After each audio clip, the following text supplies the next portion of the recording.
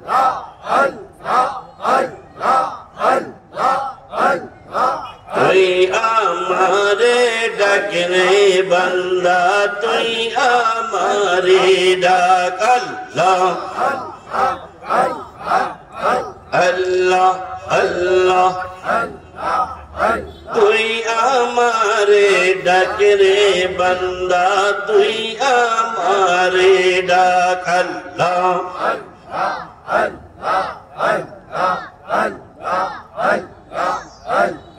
ডাকার মতন ডাকলে বান্দা আল্লাহ ডাকার মতন ডাকলে বান্দা গুনাহ পাবি মাফ আল্লাহ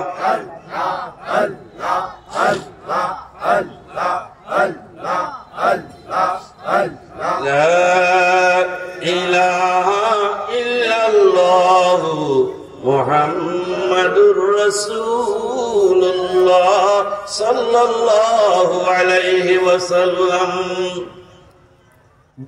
যেটা বলবো বুঝতে উত্তর দিবেন। নবীর জীবনী শুনতে ভালো লাগেনি? নবীর জীবনী শুনতে ভালো লাগবে কার কাছে? যারা প্রকৃত ঈমানদার তাদের কাছে, যারা নবীর প্রেমিক তাদের কাছে নবীর জীবনী শুনতে কি লাগে?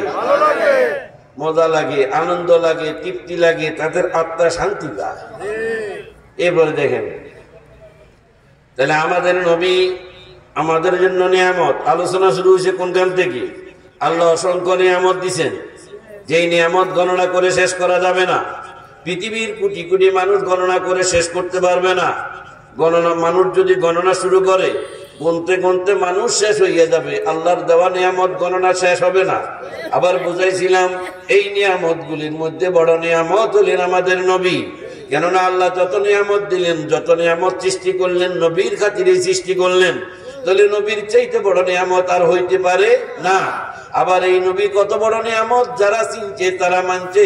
ইয়ামানের বাদশাহ ইবনে মালিক চিনছেন বিদায় তিনি মানছেন। অতএব আমরা নবীকে মানতে রাজি আছি না?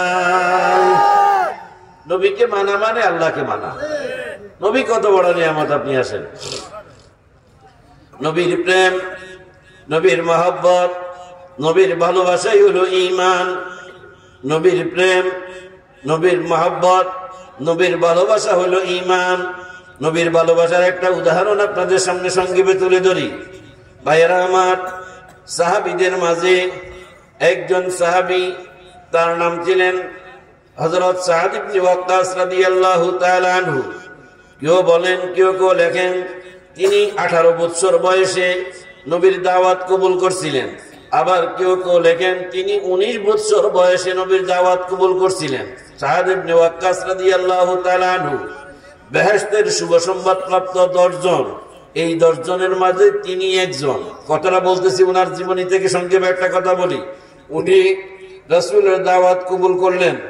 ভাইরা আমার, 18 বছর বয়সে রাসূলের দাওয়াত কবুল করলেন। 18 বা 19 বছর বয়সে রাসূলের দাওয়াত কবুল করলেন। ভাইরা আমার, ঈমান আনলেন। রাসূলের প্রেম ভালোবাসার দৃষ্টান্ত হিসাবে কথাটা বলতেছি।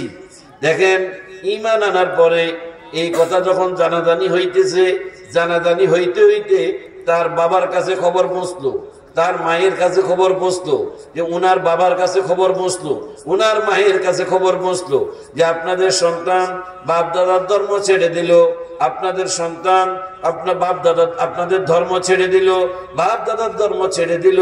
তো কি কোন ধর্ম কি হয়েছে? তো কি আর হবে? সে মোহাম্মদ নামক যুবক ইসলাম নামক ধর্মের প্রচার প্রসার করে, সে ওনার দাওয়াত কবুল করে ফেলছে। এখন সে আপনাদের ধর্মের উপরে নাই। এই কথা মা বাপ শুনলেন, শোনার পরে চিন্তিত হয়ে গেলেন, আমাদের সন্তান করলোটা কি, আমাদের সন্তান করলোটা কি, আমাদের সন্তান করলোটা কি? সন্তান ভালো করছে না খারাপ করছে? আরে জবান খুলেন, নবীর দাওয়াত কবুল করছে, ভালো না খারাপ? অবশ্যই ভালো, তার কপাল ভালো। এখন দেখা গেল এই খবর পৌঁছার পরে কিছুক্ষণ পরে হযরত সাদ ইবনে ওয়াক্কাস রাদিয়াল্লাহু তাআলা আনহু বাড়িতে গেলেন। বাড়িতে যাওয়ার পরে মা বাপ প্রশ্ন করলো যে তুমি আমাদের ধর্ম ছেড়ে দিলা কেন? বাপ দাদার ধর্ম ছেড়ে দিলা কেন? তুমি আমাদের ধর্ম ছেড়ে দিলা কেন? তুমি বাপ দাদার ধর্ম ছেড়ে দিলা কেন? তখন সে বলল, আমি সত্যের ধর্মের সন্ধান পাইছি। আমি যেই ধর্মের মধ্যে মুক্তি আছে, যেই ধর্মের মধ্যে কল্যাণ আছে, যেই ধর্মের মধ্যে শান্তি আছে, ইহকালের শান্তি পরকালের শান্তি আছে, এমন এক ধর্মের সন্ধান পাইয়া আমি আমার বাপ দাদার ধর্ম ছেড়ে দিলাম। আমার এই কথা যখন বললো তখন মা বাপ জানতে পারলো হ্যাঁ সে আমাদের ধর্ম ছেড়ে দিল। তখন মা বাপ করলো কি, বললো তুমি মোহাম্মদকে ছাড়ো, তুমি মোহাম্মদকে ছাড়ো। যতই বলে ছাড়ো, না ছাড়বো না, যতই বলে ছাড়ো ছাড়বো না, যতই বলে ছাড়ো মা বাপ ছাড়বো না। শেষ পর্যন্ত মা বাপ করলেন কি, ঘরের মধ্যে বললো এখন থেকে আমাদের ঘরে তোমার খাওয়া দাওয়া বন্ধ, আমাদের ঘরে তোমার খাওয়া দাওয়া বন্ধ। মা বাপ মনে করলো খাওয়া দাওয়া যখন বন্ধ করে দিলাম, কষ্টের মধ্যে যখন পড়ে যাবে সে আবার বাধ্য হয়ে আমাদের ধর্মের উপরে চলে আসবে। কিন্তু না, একদিন গেল, 2 দিন গেল, এমনি ভাবে দিন যাইতেছে, যা পারতেছেন কষ্ট করে খাইতেছেন হালাল পর্যায়ে, হালাল উপায়ে, কিন্তু তিনি খাওয়া দাওয়ায় কষ্টের মধ্যে আছেন। এখন এই যে খাওয়া দাওয়া বন্ধ করে দিল, শুধু ঘরের মধ্যে দাঁড়িয়ে থাকতো। ভাইয়েরা আমার, কয়েকদিন পরে মা বাপ বললো এই স্যার তোমার খাওয়া দাওয়া শুরু হবে, তোমার সব কিছু সুন্দরভাবে হবে, তুমি ইসলাম নামক ধর্মকে ছাড়ো, মোহাম্মদ নামক যুবককে ছাড়ো, ছাড়ো ছাড়ো। বললো যে না, ছাড়বো না, ছাড়বো না, ছাড়বো না। এই যে বারবার উত্তর দিল, উত্তর দেওয়ার পরে মা বাপ পরবর্তী আরেকটা কর্মসূচি দিল, এতদিন ছিল তোমার খাওয়া বন্ধ, আজকে থেকে আমাদের ঘরের মধ্যে তোমার থাকাও বন্ধ। ভাইয়েরা আমার, দলে কষ্টের মাত্রাটা বাড়াইতেছে একমাত্র নবীকে ছাড়ার জন্য, কিন্তু যতই কষ্ট করতেছেন নবীকে ছাড়েন না, নবীকে ছাড়েন না, নবীকে ছাড়েন না। তাহলে বোঝা গেল কি, মা বাপ এবং দুনিয়ার সকল কিছুর চাইতে নবীর প্রতি ভালোবাসা বেশি ছিল কি কম ছিল? কত বেশি? আল্লাহু আকবার, আল্লাহু আকবার। এরপরে দেখেন মা বাপ কয়েকদিন পরে বললো তুমি ছাড়ো, ছাড়লে তোমার ঘরের মধ্যে খাওয়া দাওয়া শুরু হবে, থাকা শুরু হবে। কয় না, আমি ছাড়বো না, আমি ছাড়বো না, আমি কষ্ট করতে করতে যদি আমার জীবন চলেও যায় তবু আমি আমার নবীকে ছাড়বো না। আল্লাহু আকবার। এরপরে মা বাপ করলেন কি, বাড়ির লোকজনদেরকে ডাক দিলেন, তোমরা আজকে থেকে আমাদের সন্তানের সাথে কোনো কথাবার্তা বলতে পারবে না, কোনো প্রকারের লেনদেন করতে পারবে না, কোন রকমের সম্পর্ক রাখতে পারবে না। সমাজের লোকদেরকে ডেকে ডেকে বললো আমাদের সন্তানের সাথে তোমরা কোনো প্রকার কথাবার্তা বলবে না, লেনদেন করবে না, কাজ কারবার করবে না। তার মানে বয়কট করলো বাড়ির লোক, গ্রামের লোক। তার মানে মা বাবার উদ্দেশ্য হলো সন্তান যখন কষ্টের মধ্যে পড়ে যাবে, এই কষ্টের কারণে সে তার নবীকে ছেড়ে আবার পূর্বের ধর্মের উপরে চলে আসবে। কিন্তু না না না, যতই কষ্ট বাড়ে মা বাবার কথা, এই কষ্ট বাড়তেছে ঠিক, কিন্তু নবীকে ছাড়তে রাজি নাই, নবীকে ছাড়তে রাজি নাই। এবার দেখেন মা ডাক দিল, ডাক দিয়ে বললো তুমি কি তোমার নবীকে ছাড়বে না? কত কষ্টের মধ্যে আছো, সকল কষ্ট দূর হয়ে যাবে, অর্থাৎ ঘরের মধ্যে খাওয়া দাওয়া শুরু হবে, ঘরের মধ্যে তোমার থাকা সুন্দরভাবে শুরু হবে। এরপরে যাইয়া বাড়ির লোকজন তোমার সাথে কথাবার্তা বলবে, সমাজের লোকজন তোমার সাথে কথাবার্তা বলবে, সব কিছু শুরু হবে, তুমি যদি তোমার নবীকে ছাড়ো। বললো যে না, আমি ছাড়বো না, আমি ছাড়বো না। মা বাপ দেখলো সন্তানকে কোনোভাবেই ছাড়াইতে পারে না, নবীকে ছাড়ে না। শেষ পর্যন্ত মা সন্তানকে লক্ষ্য করে বলল, তুমি যতক্ষণ পর্যন্ত তোমার নবীকে ছাড়বে না ততক্ষণ পর্যন্ত আমি কিছু খাবো না, কিছু পান করব না। মায়ের উদ্দেশ্য হইল আমি না খাইতে খাইতে যখন মৃত্যুর পথে, মরণের পথে চলে যাব, তখন সন্তান মায়ের মায়ায়, মাতার মায়ায় তার নবীকে ছেড়ে আমাদের দলভুক্ত হয়ে যাবে, আমাদের ধর্মের মধ্যে চলে আসবে। না না না, মা 3 দিন 3 রাত কিছু খান নাই, মা 3 দিন 3 রাত কিছু খান নাই। মা যখন মৃত্যুর পথে চলে যাচ্ছে, না খাইতে খাইতে শরীর দুর্বল হয়ে গেল, অঙ্গ প্রত্যঙ্গ শক্তিগুলি যখন ক্রমান্বয়ে একেবারে কমে আসলো, মা যখন 3 দিন 3 রাত না খাইয়া মৃত্যুর পথে চলে যাচ্ছে, এমন সময় আরেকজন সন্তান এসে মায়ের মুখের মধ্যে পানি ঢেলে দিল। মা ক্ষুধার তাড়নায়, তৃষ্ণার তাড়নায় পানিগুলি কল কল করে পান করে ফেললো। পান করার কারণে মায়ের শরীরের মধ্যে কিছুটা শক্তি ফিরে আসলো। ফিরে আসার কারণে মা নাড়াচাড়া করতেছে। আর হযরত সাদ সেখানে উপস্থিত হইয়া সাদ ইবনে ওয়াক্কাস বলে, মা গো মা, মা গো মা, তুমি তুমি যদি এমনি ভাবে 70 বার মরো আর 70 বার জিন্দা হও, তুমি যদি এমনি ভাবে 70 বার মরো আর 70 বার জিন্দা হও, আল্লাহর কসম খাইয়া বলি আমি কোনদিন আমার নবীকে ছাড়তে পারবো না। তাহলে বোঝা গেল কি নবীর প্রতি ভালোবাসা ছিল কি ছিল না? নবীর প্রতি যার ভালোবাসা কম তার ঈমান দুর্বল, নবীর প্রতি যার ভালোবাসা বেশি তার ঈমান কি সবল শক্তিশালী। দেখেন কত মজবুত ঈমানের অধিকারী ছিলেন। তাহলে বলতেছিলাম তখন কোরআনের আয়াতটা নাজিল হয় সূরা লুকমানের, ওয়া ইন জাহাদাকা আলা আন তুশরিকা বিমা লাইসা লাকা বিহি ইলমুন ফালা তুতি'হুমা ওয়া সাহিবহুমা ফিদ দুনিয়া মারুফা। মা বাপ যদি অন্যায় করাইতে চায়, শিরিক করাইতে চায়, মা বাপ যদি অন্যায় করাইতে চায়, এই অন্যায়ের যে বিষয় জ্ঞান অন্যায়ের ক্ষেত্রে মা বাপকে মানা যাবে না। লা তুতি'হুমা, অন্যায়ের ক্ষেত্রে মা বাপকে মানা যাবে না। মা বাপ যদি বলে তুমি চুরি করো, এই অন্যায় মানা যাবে না। মা বাপ যদি বলে তুমি সুদের সাথে সম্পৃক্ত হও, অন্যায়ের ক্ষেত্রে মা বাপকে মানা যাবে না। মা বাপ যদি বলে নামাজ পড়া দরকার নাই, মা বাপকে মানা যাবে না। মা বাপ যদি বলে মুখে দাড়ি রাখিও না, মা বাপকে মানা যাবে না। অর্থাৎ অন্যায়ের ক্ষেত্রে মা বাপকে মানা যাবে না। এটা হলো কোরআনের মধ্যে আল্লাহ আমাদেরকে কোরআনের মাধ্যমে আল্লাহ আমাদেরকে জানাইছেন। এবং মা বাবার সাথে তোমরা ভালো ব্যবহার করিও, কিন্তু অন্যায়ের ক্ষেত্রে মা বাপকে মানা যাবে না।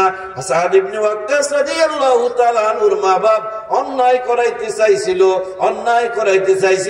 অন্যায়ের ক্ষেত্রে মা বাপকে মানা যাবে না। তাহলে তিনি মা ছাড়লেন, বাবা ছাড়লেন, বাড়ি ছাড়লেন, এলাকা ছাড়লেন নবীর মায়ায়, নবীর প্রেমে, নবীর ভালোবাসায়। এতে বোঝা গেল কি নবীর প্রতি ভালোবাসা বেশি ছিল না কম ছিল? সেই নবীকে আমরা ভালোবাসতে চাই কি চাই না? আবার বলেন ভালোবাসতে চাই কি চাই না? নবীর ভালোবাসাটাই হলো ঈমান। আপনাদের একটা না আযান দিয়ে গেছে, আমি হয়তো পরে একটু এই হযরত বড় বিশ্বাবের জীবনীটা নিয়ে নামাজের কথা বলাছিলাম, তো আর আজকেও তো আযান দিয়ে লাইলে নামাজের ক্ষতি হইব, কথা বুঝেন? আযান দিয়ে অন্যান্য মসজিদে নামাজিদের আমরা দুইটা জিনিস বুঝাইতাম পারছি। সবচেয়ে বড় নিয়ামত হলো আমাদের নবী, জবান গুলেন আমাদের। একটা মানুষ জবান বন্ধ রাখবেন না, সবচেয়ে বড় নিয়ামত হলো আমাদের নবী। আর একটা বুঝাইছি এতে যে নবী কত বড় নিয়ামত, যারা চিনছে তারা মানছে, আর যারা চিনে নাই তার উপর কপাল খারাপ, তারা কি মানে নাই। এখনো যারা নবীর বড় নিয়ামত, যারা চিনে তারা মানে, যারা চিনে না তারা মানে না। এরপরে বুঝাইছি নবীর ভালোবাসা হলো ঈমান। সেই কথা বুঝাইতে যাইয়া আমি হযরত সাদ ইবনে ওয়াক্কাস রাদিয়াল্লাহু তাআলা আনহুর জীবনীটা সংক্ষেপে তুলে ধরছিলাম। এরপরে হয়তো আমি আস্তে আস্তে হযরত বড় হিসাবের জীবনীও আমার এখানে লেখা ছিল, এই প্রসঙ্গে হয়তো একটু আলোচনা করতাম। যাই হোক, আজকে আর আলোচনা হলো না। আমি সকলের কাছে দোয়া চাই, আমি এক বহু জায়গা দূরে যাবো, আমি মিতল্লা কয় এটা লালমাই পড়ছে না চৌদ্দগ্রাম পড়ছে জানি না, আমি ওনাদেরকে সময় দিই এই 9টায় দিছি আর কি। তো যা হোক, আমি ইনশাল্লাহ সেখানে যাবো। সকলের কাছে দোয়া চাই, আল্লাহ আপনাদের আল্লাহ আমাদের এই সুন্দর আয়োজন কবুল করুক। এই আয়োজনের মাধ্যমে আল্লাহ আমাদের উপর রহমত বরকত নাজিল করুক। এই আয়োজনের উসিলায় আল্লাহ কবরবাসীদের কবর আযাব মাফ করে দেখ। সকলে বলি আমিন। ওয়া আখিরু দাওয়ানা আলহামদুলিল্লাহি রাব্বিল আলামিন।